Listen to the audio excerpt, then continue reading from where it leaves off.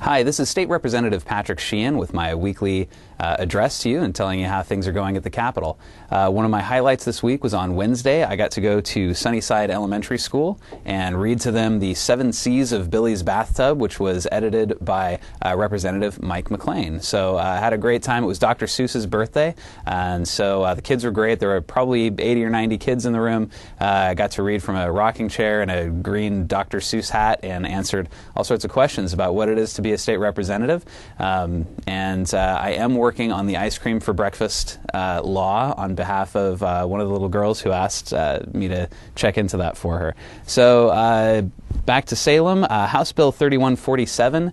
Wanted to go on record that I do oppose that strongly. This is a bill that that prohibits the operation of a motor vehicle with a bumper clearance exceeding the original manufacturer's clearance by more than 3 inches.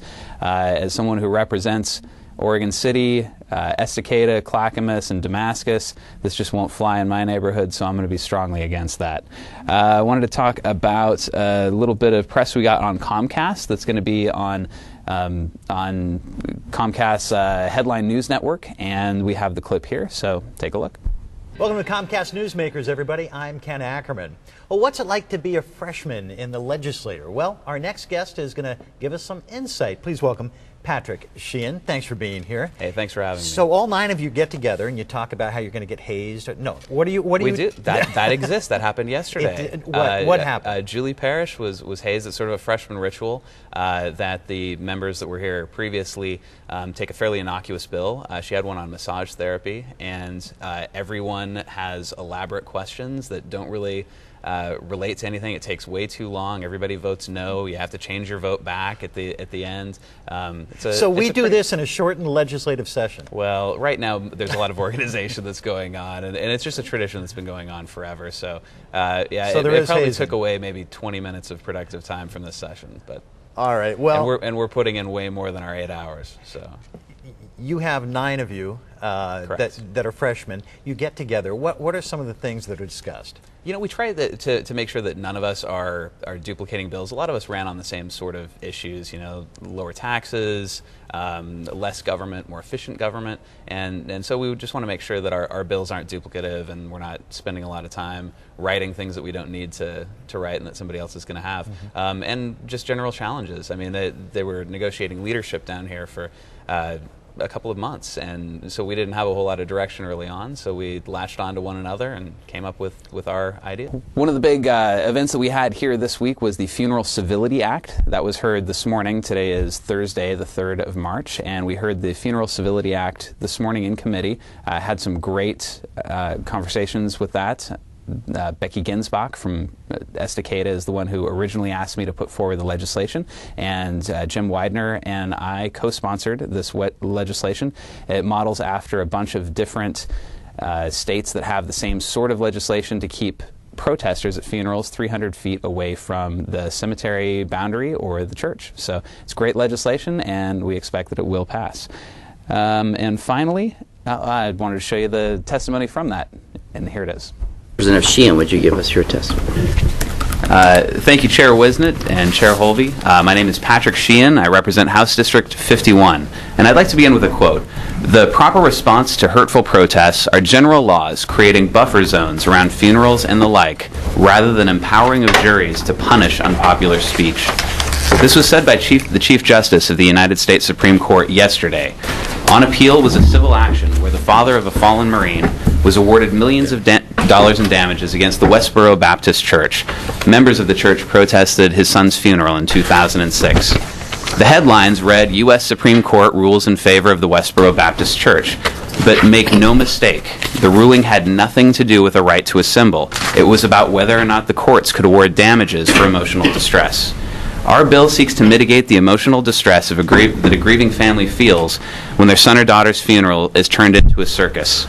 Anti-gay, anti-Catholic, anti-Semitic, and anti-American messages are conveyed on colorful signs and designed to get media attention, which the church uses to communicate their constitutionally protected free speech.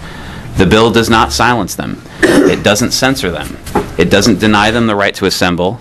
It defines a buffer zone of 300 feet from the cemetery, church, or memorial site. Protesters and counter-protesters are treated equally in having to comply. The idea is not unique. In fact, 44 states already have a similar law pertaining to funeral protests. The idea of buffer zones is also nothing new. In the case of Madsen versus Women's Health Center, the Supreme Court approved an injunction requiring a buffer zone between protesters and an abortion clinic entrance. The bill was modeled after successful legislation in other states. In fact, in the Supreme Court ruling yesterday dealt with a funeral which had a 1,000-foot buffer zone, more than 3 times as long as our proposal. And it worked. The father who filed the suit didn't see the signs used to picket his son's funeral at the funeral. He saw them later on television. Buffer zones work. Buffer zones work. They are constitutional.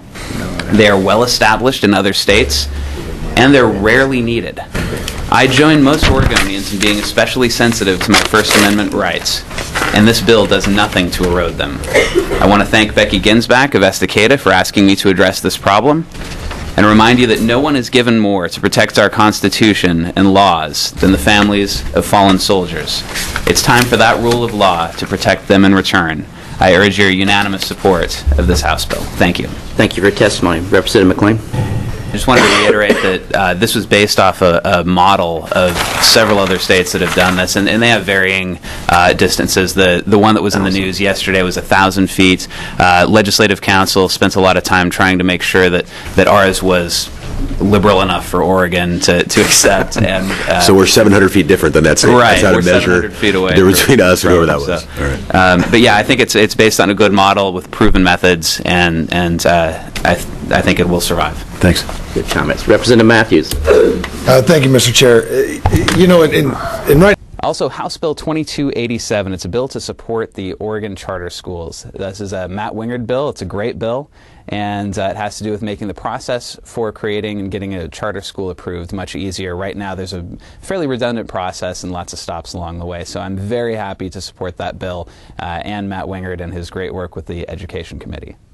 So that's what's been going on in Salem. Would love to hear from you if you have any questions that you'd like answered here or would like me to answer personally. That's just fine. You can reach me at 503-986-1451 or reach me at rep.patricksheehan@state.or.us. Thanks very much.